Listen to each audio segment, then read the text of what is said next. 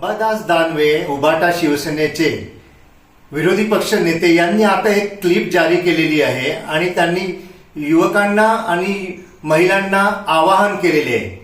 आता त्यांना आवाहन आणि आव्हान याच्यामधील फरक सुद्धा अजूनपर्यंत कळून येत नाही। ते म्हणतात की मी तुम्हाला आवाहन करत आहे। त्यांनी मुख्यमंत्री माझी लाडकी बहीण या योजनेची खिल्ली उडवलेली आहे आणि ते असं सांगत आहेत की ही योजना पूर्णपणे खोटी आहे। अशा योजना यापूर्वी सुद्धा सुरू होत्या, परंतु या महाराष्ट्र राज्यामध्ये अशा प्रकारची योजना कधीच सुरू नव्हती। ही योजना महिलांना कशी चुकीची आहे हे सांगण्याचा ते प्रयत्न करत होते आणि या महाराष्ट्रातील महिलांना ते असं आवाहन करत होते की या योजनेच्या मागे तुम्ही धावू नका, तुम्ही फसाल।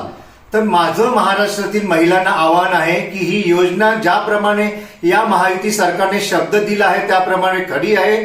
31 ऑगस्ट हा फॉर्म भरण्याचा या योजनेचा शेवटचा दिवस आहे आणि जुलैपासून ते शेवटपर्यंत जोपर्यंत पुढील 5 वर्ष आणि त्यानंतर सुद्धा हे सरकार असणार तोपर्यंत ही योजना चालू राहणार। तेव्हा या योजनेचा जास्तीत जास्त महिलांनी फायदा घ्यावा आणि स्वतःला सक्षम करण्याकरता, स्वतःच्या परिवाराला सक्षम करण्याकरता आपण हातभार लावावा असं मी आवाहन करेन। तसंच अंबादास दानवे असं म्हणत आहेत की युवकांकरता सुद्धा आम्ही 5वी योजना काढली, लाडका माझा भाऊ म्हणून। आम्ही लाडका माझा भाऊ नावाची कोणतीही योजना काढली नाही, परंतु या राज्यातील युवकांना सक्षम बनविण्याकरता, त्यांना नोकरी धंदा मिळण्याकरता आम्ही एक ट्रेनिंग प्रोग्राम मात्र जरूर आखलेला आणि त्याच्यामध्ये त्यांना महिना 10,000चं एक वेतन मिळणार आहे। वेतन म्हणजे त्यांना स्टायपेंड टाईप ते वेतन असणार आहे।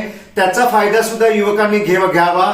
विरोधी पक्ष जो काही आता आरोप करत आहे की या सर्व योजना खोट्या आहेत, त्या का करत आहेत तर त्यांच्या पायाखालची वाळू सरकलेली आहे। या योजना म्हणजे जनतेच्या, महिलांच्या, युवकांच्या हिताकरिता आहेत आणि म्हणूनच या योजना यशस्वी होऊ नये याकरिता चाललेले हे व्यर्थ प्रयत्न विरोधकांमार्फत होत आहेत, त्यांचा मी निषेध करतो।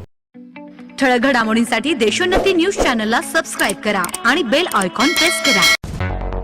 मुंबई, पुणे, नागपूर, मराठवाडा असो का विदर्भ, राजकीय, सामाजिक, शैक्षणिक क्षेत्र असो का क्रीडा, सर्वच घडामोडीचे विश्लेषण पाहायला विसरू नका।